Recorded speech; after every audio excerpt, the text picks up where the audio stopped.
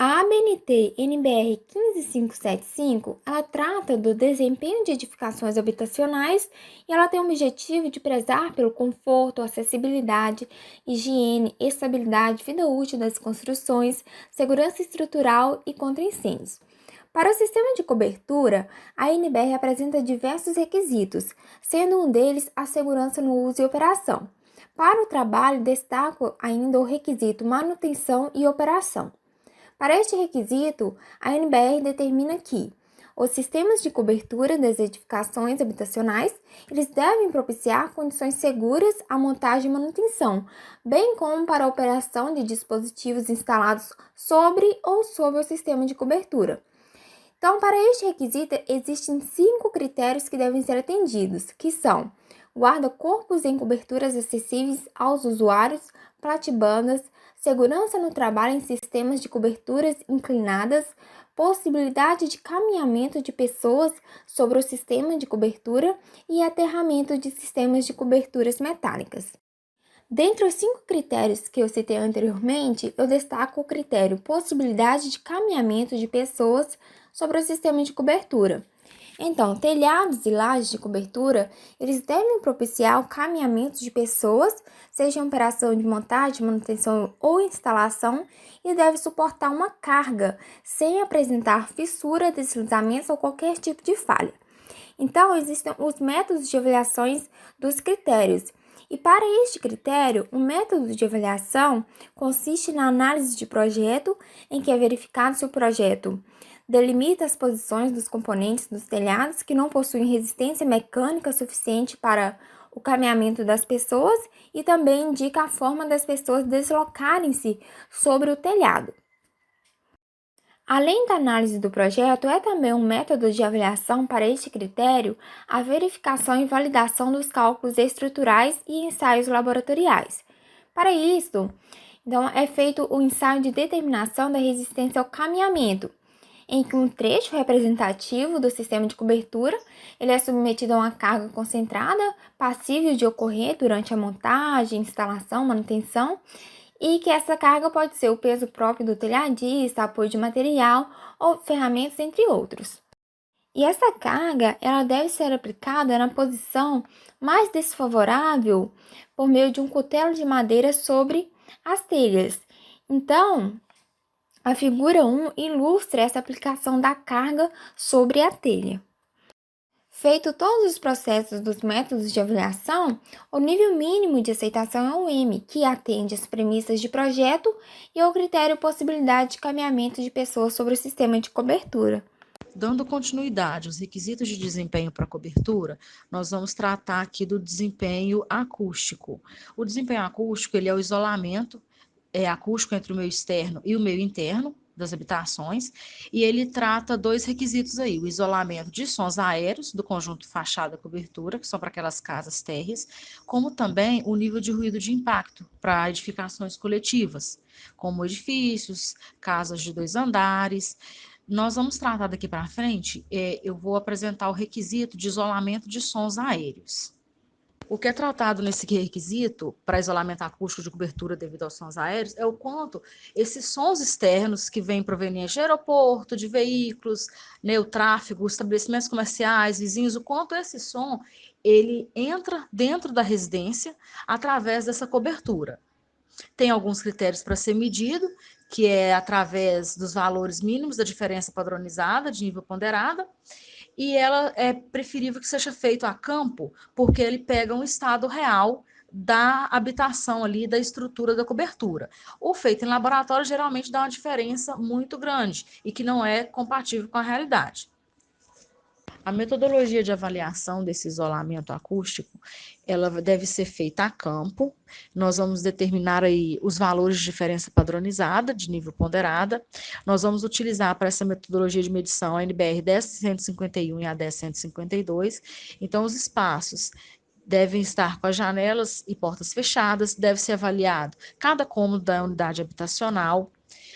O aparelho a ser utilizado vai ser o decibelímetro para o levantamento, tanto de nível de ruído de fundo, ambiente externo, ambiente interno, nós vamos fazer o registro desse nível lido no aparelho, a cada 10 segundos são feitas 30 leituras, o aparelho tem que estar a 1,2 ou 1,5 metros do chão, tem que estar a uma distância de 1,5 metro das janelas, das paredes, para ser feito o registro real desses valores.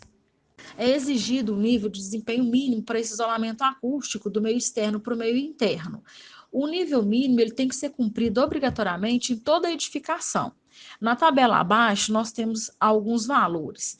Para habitação localizada, distante de fontes de ruído intenso de qualquer natureza, esse isolamento ele tem que ser maior do que 20 decibéis. Esse é o mínimo exigido. Para habitações localizadas em áreas sujeitas a situação de ruído, não enquadráveis na classe 1 e 3, esse valor de isolamento ele tem que ser maior do que 25 decibéis. E para habitação sujeita a ruído intenso, de meio de transporte ou de outras naturezas, como a gente falou no início, comércios, vizinhos, aeroportos, ele tem que estar aí superior a 30 decibéis. Eu vou falar sobre funcionalidade e acessibilidade. O requisito é manutenção dos equipamentos e dispositivos ou componentes constituintes e integrantes do sistema de cobertura, que fala que tem que possibilitar a instalação, manutenção e desinstalação de dispositivos e equipamentos necessários à operação da edificação habitacional. O critério: instalação, manutenção e desinstalação de equipamentos e dispositivos da cobertura. O sistema de cobertura deve ser passível de proporcionar meios pelos quais permitam atender fácil e tecnicamente as vistorias, manutenções e instalações previstas em projeto. Método de avaliação. Os projetos de arquitetura, conforme a NBR 13.532, NBR 9.575, NBR 5.419 e a NBR 10.844. Prescrição de projeto. O projeto deve compatibilizar o disposto nas NBR 5.419, 10.844, 9.575. O projeto deve prever todos os componentes, materiais e seus detalhes construtivos integrados ao sistema de cobertura. Continuando a prescrição de projeto. O projeto deve prever meios de acesso, incluindo condições de segurança, condições ergonômicas para inspeções, realização de serviços de manutenção, bem como desinstalação. Quando houver possibilidade prevista de processos evolutivos do sistema de cobertura, respeitando a legislação pertinente, devem ser indicados os componentes materiais e detalhes construtivos indicados para ampliação do sistema de cobertura. Para finalizar, o nível de desempenho tem que ser o nível mínimo para aceitação, é o M, que é denominado mínimo, ou seja, atende ao projeto e às premissas de projeto. Entre os requisitos contidos na norma, o requisito de desempenho estrutural, que enfoca normalmente as estabilidade e segurança da construção frente a cargas gravitacionais, à ação do vento e a outras, é subdividido em 5 requisitos: resistência e deformabilidade, solicitação da montagem ou manutenção, solicitações dinâmicas em sistema de cobertura e em coberturas terraço acessíveis aos usuários, solicitações em forro, ação do granizo e outras cargas acidentais em telhado. Após citados os requisitos contidos em desempenho estrutural, irei me reter em ação do granizo e outras cargas acidentais em telhado para o desenvolvimento do trabalho. Segundo a norma de desempenho, o sistema de cobertura não poderá sofrer avaria sobre a ação do granizo e de outras pequenas cargas acidentais, desde que os valores não ultrapassem os critérios de resistência ao impacto. De acordo com o critério, a ação de impacto de corpo duro, O telhado não deverá sofrer ruptura ou transpassamento em fase da aplicação do impacto com energia igual a 1 joule. É tolerada a ocorrência de falhas superficiais, como fissura, lascamento e outros danos que não implicam perda de estanqueidade do telhado.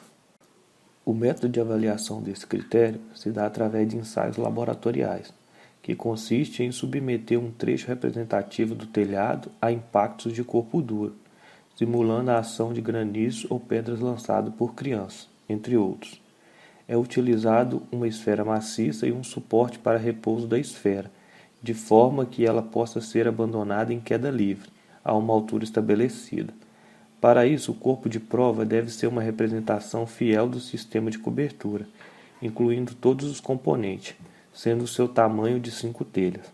O procedimento se dá em aplicar um impacto na posição mais desfavorável no componente da telha, aplicar a carga de impacto por meio de esfera de aço maciça, de diâmetro de 25,4 mm, abandonada em queda livre. As condições de ensaios relativo à massa do corpo duro, a altura de queda e energia de impacto estão indicadas na tabela abaixo. Para cada energia de impacto específica, registra a eventual ocorrência de fissura, lascamento, desagregação, transpansamento ou outras avarias.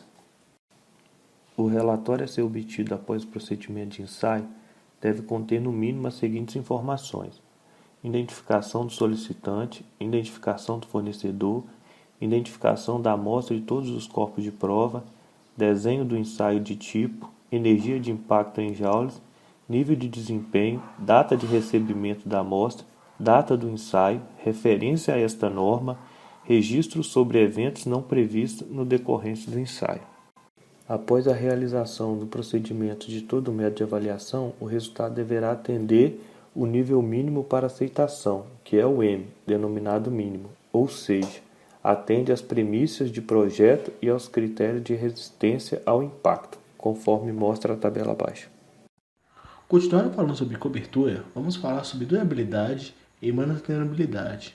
Durabilidade é quanto o material resiste ao tempo, em percolação a isso. Manutenibilidade é o quanto o material consegue resistir sem nenhuma manutenção, o quanto ele é útil sem devida atenção a ele. Vamos falar sobre vida útil de projeto do sistema de cobertura.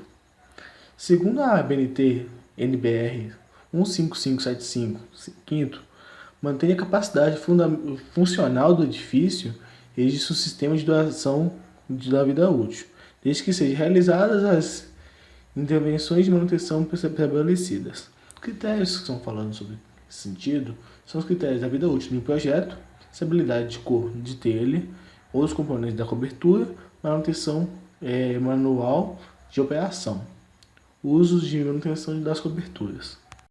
O critério que nós vamos falar agora é o critério de estabilidade da cor de telha e de outros componentes da cobertura.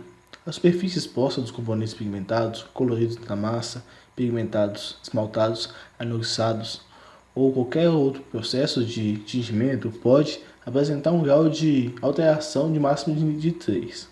Após a exposição acelerada, durante 1600 horas, a camada/lâmina com arco Echone.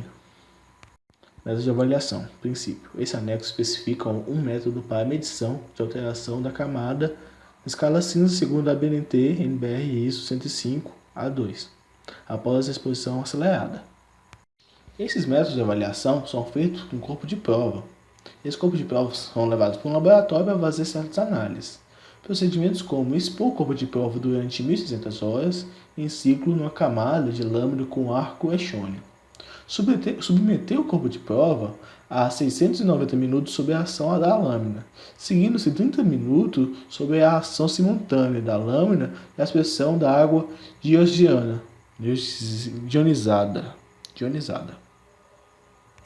Após fazer o teste com os corpos de prova, isso vai gerar um relatório de ensaio. Esse relatório de ensaio tem que cobrir a identificação do solicitante, identificação do fornecedor, identificação da amostra e do tipo do corpo de prova, especificação do produto, característica do produto antes de submetido ao ensaio de envelhecimento, análise visual relatando o grau de alteração da escala cinza em função ao nível do desempenho, análise visual da superfície exposta dos componentes, mencionando manifestações de fissuras, desagradações, descamações, decolações da pintura ou da esmaltação. Nível do desempenho, data do recebimento da amostra, data do ensaio, referência à parte da ABNT NBR 15575 e as normas que serviram de base para o ensaio de caracterização. Registro sobre evento não previsto da decoração do ensaio em si. Premissa do projeto. O projeto deve especificar a gama de cores que atenda aos critérios e informar o tempo necessário para a manutenção, a fim de que não haja perda da absorvância. Em fase de alteração ao longo do tempo, acelera durante 1600 horas a camada para lâmina do arco Echônio. Nível de desempenho. É recomendável que SC apresente durabilidade para os níveis intermediários I e S, o nível mínimo de atendimento obrigatório. Tabela de desempenho. 5 anos M, 8 anos I, 12 anos S. E estabilidade da cor para componentes em telha e outros componentes artificialmente coloridos. Segurança contra incêndio.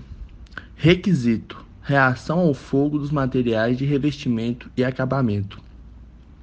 Segundo a ABNT NBR 155755, irá dificultar a propagação de chamas no ambiente de origem do incêndio e não criar impedimento visual que dificulte a fuga dos ocupantes em situações de incêndio. A superfície inferior das coberturas e subcoberturas, ambas as superfícies de forros, ambas as superfícies de materiais isolantes térmicos e absorventes acústicos e outros incorporados ao sistema de cobertura do lado interno da edificação deve classificar-se como 1, 2A ou 3A, da tabela 1 ou da tabela 2, de acordo com o método de avaliação previsto. No caso de cozinhas, a classificação deve ser 1 ou 2A. O método de ensaio de reação ao fogo utilizado como base da avaliação dos materiais empregados no sistema de cobertura é o ABNT NBR 9442, Materiais de Construção. Determinação do índice de propagação superficial de chama pelo método de painel radiante. Método de ensaio, conforme classificação dos materiais de acordo com a tabela 1. Entretanto, para as situações mencionadas a seguir, esse método não é apropriado. Como nesses métodos listados aí no slide, eles devem se enquadrar na tabela 2. Os ensaios para avaliação dos materiais devem considerar a maneira como são aplicados na edificação, caso o material seja aplicado sobre o substrato combustível. Este deverá ser incluído no ensaio caso o material seja aplicado a um substrato incombustível. O ensaio poderá ser realizado utilizando-se substrato de placas de fibrocimento com 6 mm de espessura. O projeto deve estabelecer as indicações de reação ao fogo dos componentes do SC e as implicações na propagação de chamas e geração de fumaça. Considere os seguintes requisitos: